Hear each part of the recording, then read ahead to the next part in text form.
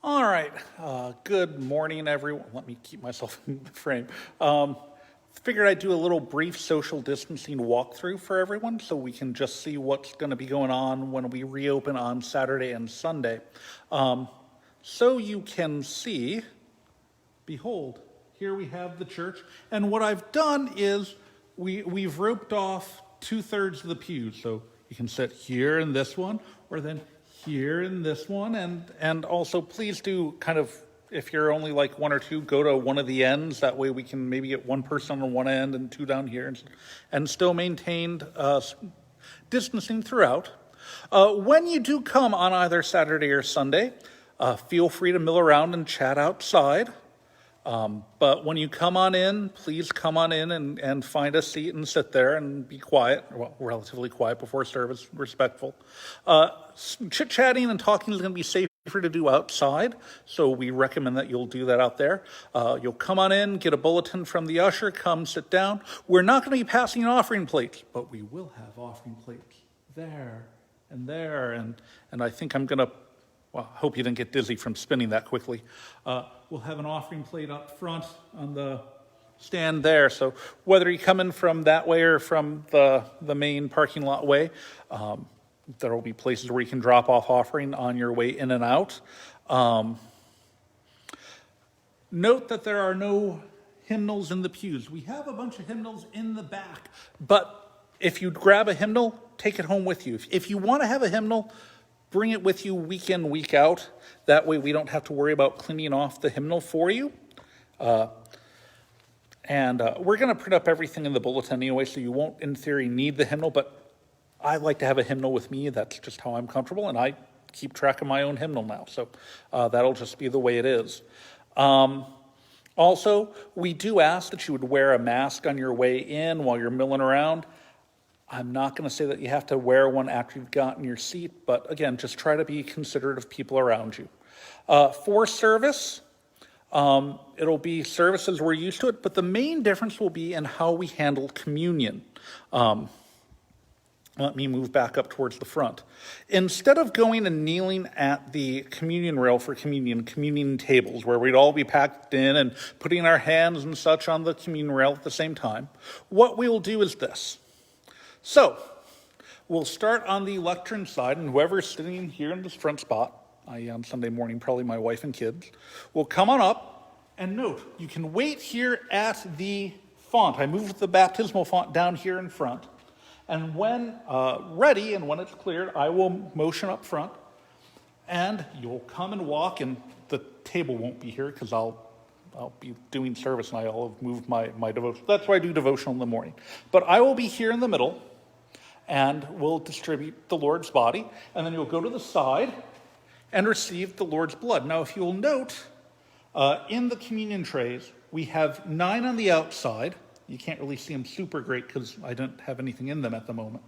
But they're spread out. That way you can grab without bumping into anyone else. If you want one of the ones that's more watered down, we will have 2 of those in the thing.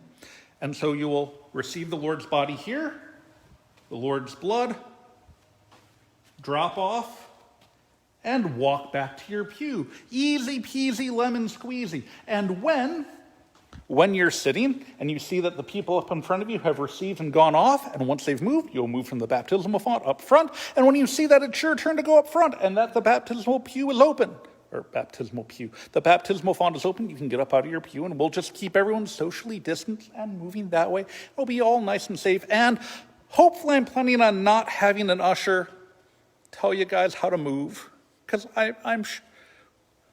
we've been living with this for a bit. We know how to keep distance. We've probably learned how to take turns in the produce section at the grocery store and what have you, so it'll be the same sort of thing. Other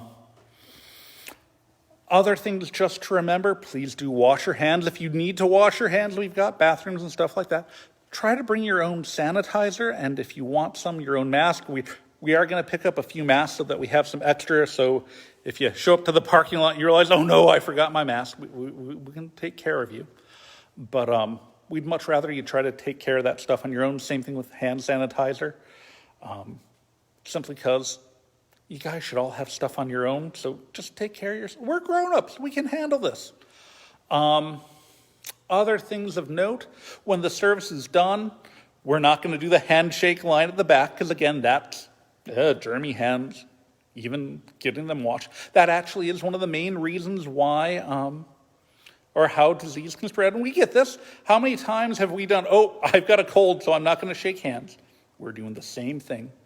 One other thing to note too, before we actually handle the distribution of communion, I and the elder of the day will go wash our hands. And note, I've got the table down here. We'll have hand sanitizer. We'll be able to keep things sanitized and cleaning on up. I do intend to give kids blessings. What I will do, so you know behind the curtain, I will be distributing the Lord's body with my left hand and holding the tray with my right.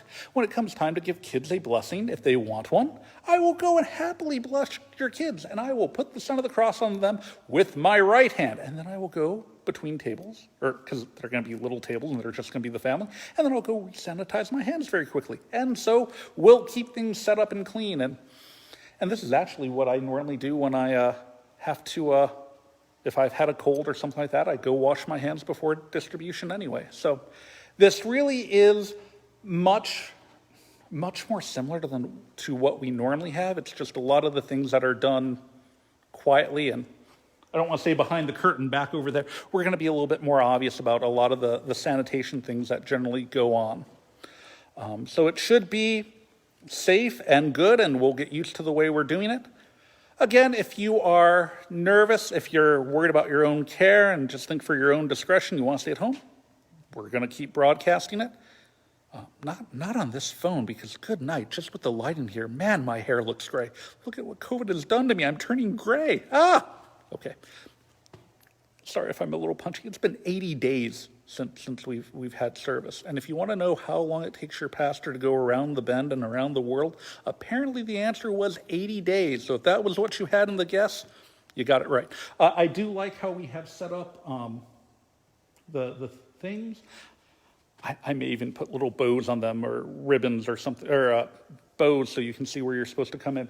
But basically, you're going to have, if you're sitting here in this pew, it's several feet up ahead before anyone is, so that this will set up good social distancing. We do have set up in the back, just in case we get an unusually large crowd. We should easily be able to fit 60 to 90 people in here, depending on how many go into each pew. We do have some extra seating back here. All right, honor system, and the ushers will push you on in. Don't here in the parish hall unless we're really overfilled, because if no one sits in those, we don't really have to worry about cleaning them. But if we have people sitting in them, we have to clean them. So just try to stay in the sanctuary. We can all get together, socially distanced, and we'll be cleaning up things between services and all that, and I think everything should go well. So if I get to see you this weekend in person, I will be happy and glad to see you. If discretion, being the better part of valor, means that I'll see you later, I'll see you when I see you. But this is the good thing. We are all in Christ. We are forgiven. And this is good. And we'll celebrate this fact together. So be ready. We're going to do Divine Service Setting 1 this weekend. So if you need to practice, this is the feast, practice it. We're going to be good to go. So that's the basics to know.